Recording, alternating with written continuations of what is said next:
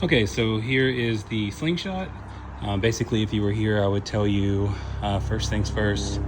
The gas tank is over here, right? Put premium fuel in there, so the best fuel. Don't push on these. Don't put cups on this part of the car. Don't put cups on any part of the car, because when you do, people slide them off and they make scratches. It's belt driven, so you're gonna hear stuff in the back. That's normal. Don't worry about that. It's got one wheel in the back, obviously. So it can get a little squirrely if you try to get too aggressive with the car. Don't push on these, because you can see it's kind of popping out from people pushing down on this. Don't push on that. You got your speakers here and over there, speakers there and over there. There's a button in there on the console right there where the knob is, where the dial knob is. You can press the button at the top left to make the lights come on to the speakers and change the colors with the mode and all that stuff. Also, in that vein, you could open up that the drawer there on the right that says Polaris, and you'll see that there's a Bluetooth device in there that helps you connect to the car with your phone. You can also use a cord which goes right under there. You got to wiggle it in there, but you could use a cord, but make sure it's a dedicated actual iPhone or Android cord. Can't be a third party. Let's see here. Another important thing is these right here. These are the sling shades. This is basically covering you from the sun and all that stuff. They lift up like this, right?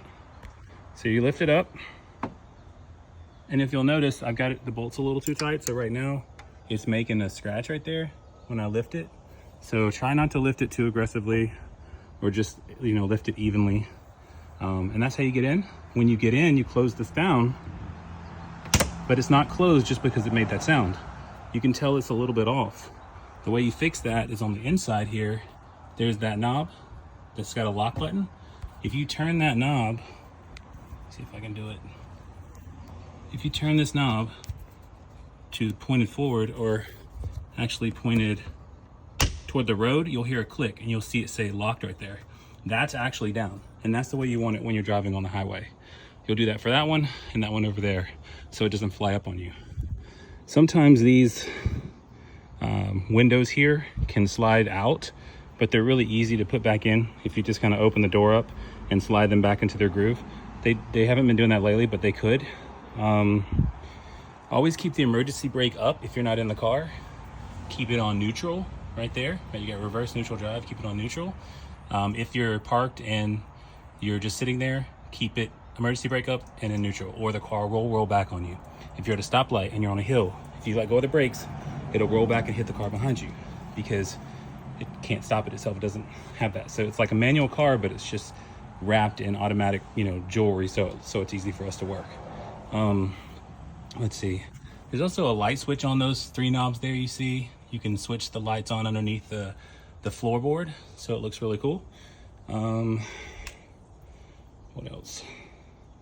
Don't stand on these. Don't lay on these. I mean, you can stand next to them, put your hand here and take pictures and stuff like that, but people lay on it, and that's not good. Don't lay on it. It's low in the front, so you're gonna wanna make sure that you watch the speed bumps, go in at an angle or something like that. Keep your bright lights on, because that's the same as normal lights in the car, on a normal car, and you'll need that at nighttime. Watch small roads, because these are very wide and you will scratch the rims. I've already had people do that. And then I'll have to, let you know about it, and then all that mess. So just be careful on smaller roads. Let's see. Inside here, there's documentation that you'll need if you get pulled over or something like that. You are supposed to wear your helmet in this car, because it's not a roll top or a roll cage. In the statute, it says that you're supposed to wear a helmet. I've talked to the highway patrol people. They say they don't typically pull you over, but I'm telling you, you are supposed to wear the helmet, but I can't see you, so I don't know if you are or not. If you do put it on, it's in the back of this here. So you'll put this down. There's a little handle here next to each seat that makes that fall down, and you can get in there if you just use the key and unlock it. There'll be a car cover in there for the rain, your helmet, and like a suit for you to put on if you're like stuck in really, really bad rain. If it's raining more than a drizzle, you have to pull over and get underneath, you know, like some shelter for a bit till it calms down. If you can ride and still be able to wipe off the radio and the electrical parts and the steering wheel and stuff, if you can like ride and wipe that off, it's not that bad of a drizzle, then you could keep going to get yourself to the house. But if it's more than that, you got to pull over. If you don't have a place outside your house that can cover the car overnight, these will not cover it completely. It'll still get rained on right here. So you have to put on the car cover that's in the back of this seat here. Put the car cover over the top. As long as it's covering the main electrical parts, that's all that really matters. Be careful when you drag that off too, and you put it back into the cubby hole, because you could scratch it with all the tassels that are on the car cover. So that's basically your only storage area. Both those seats come down. The seat belts come from the inside of the car, not on the outside like normal cars. You got a cup holder there. I may have another holder that I can put in there for you. Your key is going to be right there in the cup holder. And like I said, there is a device here, and when you plug it in to that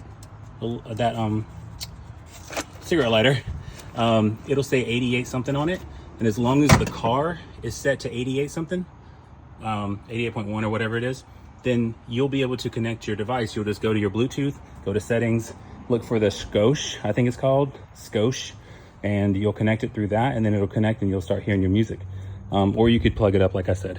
I think that's about it. Don't take it off road. Don't do anything super dangerous with it. Be careful. Have a safe trip. Let me know if you have any questions. Bye.